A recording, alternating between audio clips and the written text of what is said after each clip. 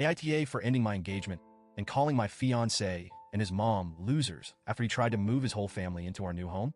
I 40F am coming to you because I feel like I need some perspective on a pretty huge decision I made. And honestly, I don't know if I handled things the right way. So, let's set the scene. I'm in my 40s, at the peak of my career. I've worked my butt off for years to get where I am, and I'm finally starting to see the fruits of all my hard work. Think sweat, tears, late nights, personal sacrifices, you name it. I've got a great job, some big clients, and a whole lot of momentum right now. All of that has set me up to take the next step, which is moving closer to my family, slowing down just a little, and making sure I have more time for myself and my kids. Sounds great, right? Well, enter Jason, 39M, my now ex-fiancé. We've been together for a while, and to be honest, I've been on the fence about our relationship for a long time. But like many people in long-term relationships, I kept giving him chances, kept hoping things would improve, and kept making excuses for him. But deep down, I think I knew it wasn't working. Jason's family, well, how do I put this nicely? They're kind of a mess.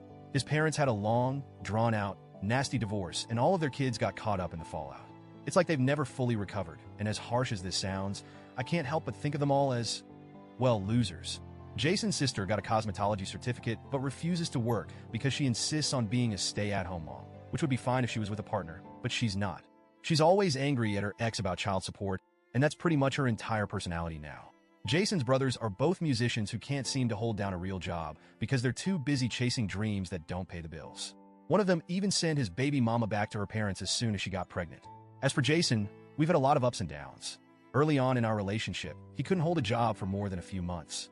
He's always complaining, always looking for the next thing to fix his life, but he never actually follows through with anything. And when my career started taking off, it felt like every single step forward I made, he tried to drag me into something involving his family. Like every single time, whether it was trying to get his mom a food stand in a project I was working on or asking me to hire his brothers through my business contacts, it was constant. And here's the kicker. He never once asked if I could help MY family. It's always about his family and how he can plug them into MY successes. Fast forward to last year's holiday season. I was juggling a huge project with a tight deadline and trying to coordinate a trip to visit my family for Christmas. I flew my kids out to my parents' house and worked like crazy to meet this deadline. Jason promised he'd drive me to join them once I was done, but when I finally finished my project, he just disappeared. I couldn't get a hold of him for hours. By the time I did, it was too late to catch a flight. So, I ended up driving myself on Christmas Eve, exhausted and anxious, after crying because he made me wait so long. Turns out, he didn't leave when I needed him because his mom got emotional. That was the first real moment where I thought, I need to get out of this. But I didn't. I stayed. Then things got worse. I started landing bigger clients and making more money, and Jason started getting more and more entitled. He had the nerve to suggest starting a business with his family using MY resources. He wanted me to hire a company he'd create, in name only, mind you, to basically siphon off my hard-earned success. I told him flat out no. It was a huge fight, but I stood my ground. Then, about a month ago, we found a rental property. It was perfect. I need a home office, and we needed bedrooms for my kids. But Jason had this look in his eyes and started talking about needing an extra room. My gut told me something was off, and sure enough, he wanted his entire family to move in with us. His reasoning? They'd stay until they found jobs. I laughed out loud, because if I let that happen, they'd never leave. I'd be stuck supporting his deadbeat family forever. When I confronted him, he threw a tantrum, like full-on toddler mode. He stormed out, grabbed his backpack, and disappeared for days. When he finally resurfaced, it was to tell me he got fired. For insubordination. He tried to make me feel sorry for him, but by this point, I was done. Then, we had the final blowout.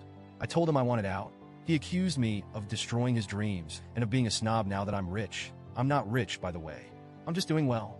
He had a full-on meltdown, rocking back and forth while holding the steering wheel and accusing me of ruining his life. I told him, straight up, that he needed to work on himself and stop using me as a safety net. I packed all of his things and drove them over to his mom's house because he refused to pick them up. When I got there, his mom came out and went off on me. She accused me of tearing their family apart, called me names, and used a lot of personal stuff that I know Jason had told her in confidence. I was so mad, I snapped. I called her and all of her kids losers. Now Jason won't remove his car or his gym equipment from my garage because I disrespected his mom. He's been sending me texts about couples therapy, but I want nothing to do with it. I'm done. So Reddit.